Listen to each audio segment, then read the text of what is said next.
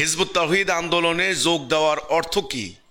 Hizb ut তাওহীদ আন্দোলনে যোগ দেওয়ার অর্থ হচ্ছে আপনি আল্লাহর দেওয়া সত্য দিন, দ্বীনুল হক প্রতিষ্ঠার অঙ্গীকার করলেন।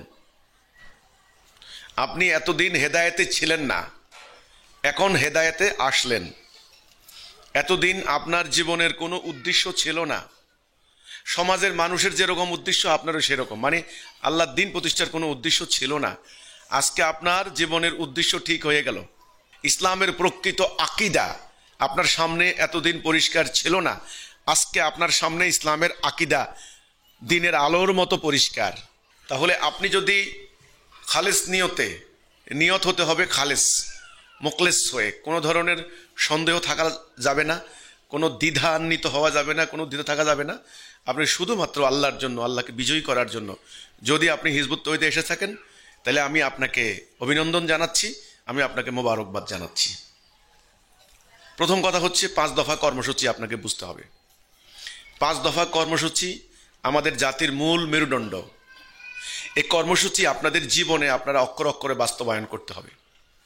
কর্মসূচির শেষে আল্লাহ রসুল বলেছেন, যারা এ থেকে আঘাত সরে যায় তাদের গলা থেকে ইসলামের রশি খুলে যায়। তারা জাহান্নামে জ্বালানি পাথর, নামাজ পড়লেও রোজা রাখলেও জাহান্নামের জ্বালানি পাথর। তো 1 নম্বরে ঐক্য। আপনি কখনো এই আন্দোলনে ঐক্য নষ্ট করতে পারবেন না। যদি আপনার ভালো না লাগে, আপনার জন্য রাস্তা ক্লিয়ার, রাস্তা খোলা, কিন্তু আন্দোলনের ঐক্য নষ্ট করতে পারবেন না। ঐক্য নষ্ট করাকে আল্লাহ রাসূল কুফর বলে আখ্যায়িত করেছেন। আপনার কোনো কথা, কোনো কাজ, কোনো অ্যাকশন, কোনো কাজের বিনিময়ে যদি ঐক্য নষ্ট হয়, তাহলে আপনি ইসলামের শত্রু হিসাবে বিবেচিত হবেন। প্রথম কথা।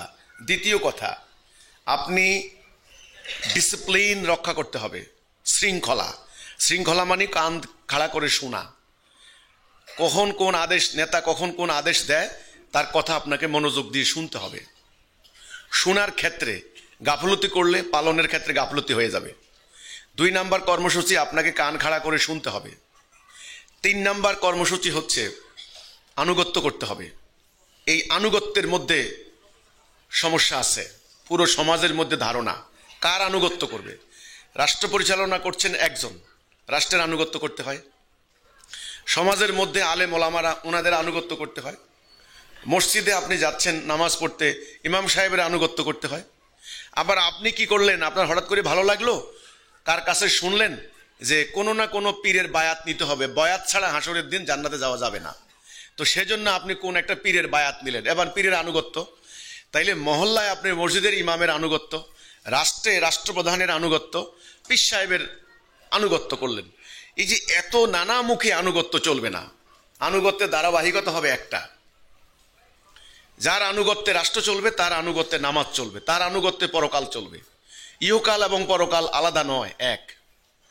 কথা পরিষ্কার হলো কিনা? তাহলে আনুগত্য করবেন শর্তহীন, প্রশ্নহীন, দ্বিধাহীন। আনুগত্যের বেলায় কোনো প্রশ্ন চলবে না, আগে থেকে সবকিছু বুঝে নেবেন। আপনাকে যখন হুকুম দেওয়া হবে, সঙ্গে সঙ্গে আপনি আসমাউ বা আত্তাবিউ এ কথাটা উল্লেখ করতে হবে, অর্থাৎ আমি শুনলাম, পালন করবই। কোনো আর্গুমেন্ট চলবে না, কোনো অবজেকশন চলবে না, তাহলে আপনার দ্বারা দিন প্রতিষ্ঠা হবে না।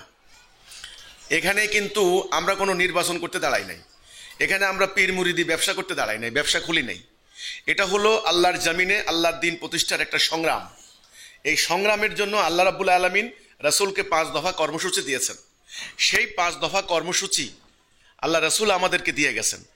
কাজে কর্মসূচি যদি আপনি অক্ষরে অক্ষরে পালন না করেন, তাহলে আপনার দ্বারা কিন্তু দিন প্রতিষ্ঠা হবে না, অন্য কিছু হতে পারে। তাহলে 3 নাম্বারটা হলো আনুগত্য। আনুগত্যের বিষয়ে কোনো ধরনের কোনো প্রশ্ন চলবে না, কোনো দ্বিধা চলবে না। কথা পরিষ্কার হলো কিনা? দেখেন, আপনারা কার আনুগত্য করবেন?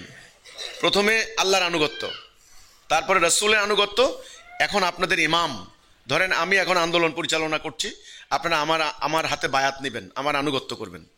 কিন্তু আমি তো কুষ্টিয়া থাকবো না, আমি কুষ্টিয়া থেকে চলে যাব ঢাকায়, তাহলে কুষ্টিয়ায় আমার একজন আমির থাকবে, একজন প্রতিনিধি থাকবে, তার আনুগত্য করতে হবে, উনি আমার প্রতিনিধি।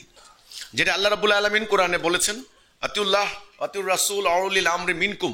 আল্লাহর আনুগত্য, রাসূলের আনুগত্য, তোমাদের মধ্যে আমিরের আনুগত্য করো। কাজে আপনাকে আমিরের আনুগত্য করতেই হবে। তাহলে 3 নাম্বারটা কি? আনুগত্য। 4 নাম্বারটা কি? হিজরত করা। খুব খেয়াল করেন, হিজরত, হিজরত মানে হিজরান থেকে আলাদা হওয়া, হিজরান থেকে আলাদা হওয়া, হিজরান শব্দটা থেকে আলাদা, সেপারেশন, সেপারেট হবেন। কোথা থেকে সেপারেট হবেন, কোথা থেকে আলাদা হবেন? আপনি দাঁড়িয়েছেন দিন প্রতিষ্ঠা করতে, যারা দিন চায় না তাদের সাথে কি আপনার চলবে? আপনি ইমান এনেছেন, যারা ইমান আনে নাই তাদের সাথে কি আপনার ইবাদত হবে? হবে? হবে না। এটা যে হবে না সেটা আল্লাহ রাসূলের জীবনীতে আমরা পাই। রাসূলুল্লাহ যখন তাওহীদ পেলেন, যখন আল্লাহর পক্ষ থেকে তিনি নবুয়ত পেলেন, যখন তিনি তাওহীদের দিকে ডাক দেওয়া শুরু করলেন, তখন কিন্তু তিনি সমাজের প্রচলিত কাফের মুশরিকদের সাথে আর তিনি তার অনুসারীরা আর ইবাদত বন্দেগী করে নাই। যেটা আপনারা খবর নিয়ে ইতিহাস জানেন, হাদিস জানেন, করে নাই। কারণ ওই কাফেররাও কিন্তু কাবা তওয়াফ করতো, তারাও আল্লাহ বিশ্বাস করতো, করতো কিনা? তারাও ইব্রাহিম আলাইহিস সালাম যে আল্লাহর নবী, ওরা বলতো আমরা মিল্লাতে ইব্রাহিম, আমরা ইব্রাহিম সাল্লাম মিল্লাতের লোক, আমরা হলাম দ্বীনে হানিফের অন্তর্ভুক্ত। তারা বিশ্বাস করতো নিজেদেরকে, কিন্তু তারা তাওহীদে ছিল না, তারা আল্লাহর ওয়াহদানিয়াতে ছিল না, আল্লাহর একত্ববাদের এই যে আল্লাহর হুকুম ছাড়া কার হুকুম মানা যাবে না এই কথার মধ্যে তারা ছিল না। ফলে রাসূলুল্লাহ যখন তাদেরকে তাওহীদের দাওয়াত দিলেন তখন তারা রিজেক্ট করলো। যারা রিজেক্ট করলো আর যারা অ্যাকসেপ্ট করলো, দুটো আলাদা হয়ে গেল। এই যে আলাদা হয়ে যাওয়া, এটার নাম হিজরত। এটার নাম কি? হিজরত। তাহলে ইমান এবং শিরিক কুফর একসাথে চলতে পারে না। চলতে পারে না কি? নো। ইমান আলাদা, শিরিক কুফর আলাদা। শিরিক কুফরের বিরুদ্ধে লড়াই ইমানের লড়াই। এই জন্য মোমেন আর কাফের এবাদত একসাথে হয় না, মুশরিক আর মোমেন একসাথে এবাদত হয় না। 4 নাম্বারটা হিজরত। এই হিজরতটা আমাদের খুবই ইম্পর্টেন্ট। আপনারা যারা মুরব্বীরা আছেন এখানে বসা, আমি দেখতে পাচ্ছি আপনারা গ্রামের মসজিদে নামাজ পড়েন, সারা জীবন পড়েছেন। এখন হঠাৎ করে যদি আপনি যদি ওই হুজুরের পিছনে নামাজ পড়তে না যান, তাহলে গন্ডগোল হবে তো মহল্লায়, হবে না? যে খালেকের বাপ মালিকের বাপ, তুমি কোথা থেকে কি শিখে আসছো? মসজিদে সারা জীবন গেলা, এখন মসজিদে যাচ্ছ না, ব্যাপারটা কি? আসলে মসজিদের সাথে আমাদের কোনো দ্বন্দ্ব নাই, কোনো ব্যক্তির সাথে আমাদের কোনো দ্বন্দ্ব নাই, কোনো গ্রুপের সাথে, কোনো গোষ্ঠীর সাথে আমাদের কোনো শত্রুতা নাই। আমাদের মেইন কথা হচ্ছে মূলত আমরা যারা ইমান আনবো এবং সেই ইমানের মধ্যে কোনো শিরিক থাকতে পারবে না, খাঁটি ইমান। আর এই ইমান যারা আনবেন না তাদের সাথে আমাদের ইবাদত বন্দেগী চলে না, আমরা সেপারেশন করবো ইবাদত। আমরা এটা বুঝাতে চাই যে এই আল্লাহর সত্য, যেমন ধরেন এখন বর্তমানে আজান দেয়, হাইয়া আলাস সালাহ, হাইয়া আল ফালাহ, যখন আজান হয় মানে আপনার হলো মুয়াজ্জিন যখন আজান দেন, মসজিদে সবাই যায়। দেখেন, খেয়াল করেন, মসজিদে কাতারে মানে ইমাম সাহেবের পিছনে নামাজ পড়ে এই একজন আওয়ামী লীগ করে, একজন বিএনপি করে, একজন জামাত শিবির করে, একজন হেফাজত করে, একজন জাসদ করে, একজন বাসদ করে, একজন কমিউনিস্ট পার্টি করে। এভাবে আছে না? নানান দল, নানান পথ, নানান ফেরকা আছে কিনা ওই মুসল্লিদের মধ্যে? আবার মসজিদ থেকে বেরিয়ে এসে এরা যে যার মতো দলবাজি নিয়ে মারামারি, হানাহানি, এই যে ব্যাপারগুলি, এটা কিন্তু চলে না। আপনি যার পিছনে নামাজ পড়লেন, ইক্তেদাতুল বিহাজাল ইমাম, এই ইমামের আনুগত্য করছি, সমাজও কিন্তু ওনার নেতৃত্বে চলবে, কিন্তু তার কমান্ডে চলবে, তার আনুগত্য বেরখলা করতে পারবেন না। ইক্তেদাতুল বিহাজাল ইমাম মানে কি? আপনি বাস্তব জীবনে ইমাম সাহেবের কথা শুনতে হবে। এখন দুর্ভাগ্যজনক, আমাদের ইমাম সাহেব হয়ে গেছেন বেতনভুক্ত কর্মচারী, তার কথা তো সমাজে চলেই না, তাওহীদের কথা তিনি বলতেই পারবেন না। সেজন্য আমরা আমাদের এই 4 নাম্বার কর্মসূচির 4 নাম্বার যে হিজরত, যে আমরা যারা তাওহীদে আসবেন না, যারা তাওহীদ প্রতিষ্ঠার সংগ্রাম করবেন না, আমরা তাদের সাথে ইবাদত করব না। এটা খুব ভালো করে পরিষ্কার করে বুঝতে হবে। 5 নাম্বারটা হলো জানমাল দি জিহাদ। এখন আপনি হিজবুত তাওহীদ আন্দোলনে আসবেন, আপনি যোগ দিয়ে চলে গেলেন, এই আসার কোনো মানে নাই।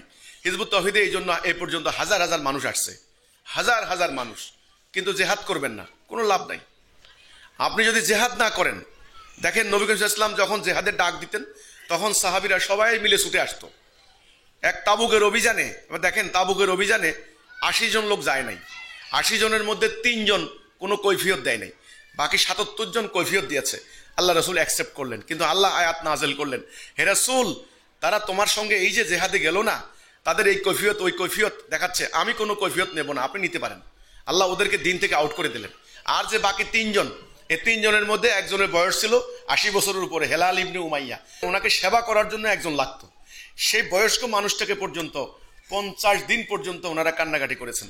50 দিন পর আল্লাহ রাব্বুল আলামিন ওনাদের পক্ষ থেকে আয়াত নাযিল করলেন, ওনাদের ক্ষমা করা হয়েছে। ওনারা পাগলের মতো দৌড়ে এসে রাসূলুল্লাহর কাছে বললেন, ইয়া রাসূলুল্লাহ, আমাদের ভুল হয়ে গেছে। তখন ওনাদেরকে উম্মার মধ্যে অন্তর্ভুক্ত করলেন। তাহলে একটা অভিযানে না যাওয়ার কারণে হেলাল ইবনে উমাইয়ার মতো এরকম বৃদ্ধ মানুষ, অসুস্থ মানুষ, ওনার বৃদ্ধ, উনি যদি উম্মা থেকে মুক্তি পেতে না পারেন, তাহলে জেহাদ না করে এই উম্মা কি করে মুসলিম মুমিন দাবি করতে পারে? আপনারা বলুন। আজকে সেজন্য আমাদের কর্মসূচি হবে 5টা, খুব ভালো করে বুঝতে হবে। 5 নাম্বারটা জেহাদ। 5 নাম্বারটা কি? জেহাদ মানে আপ্রাণ চেষ্টা, আপ্রাণ সংগ্রাম আল্লাহর দ্বীন প্রতিষ্ঠা করার জন্য।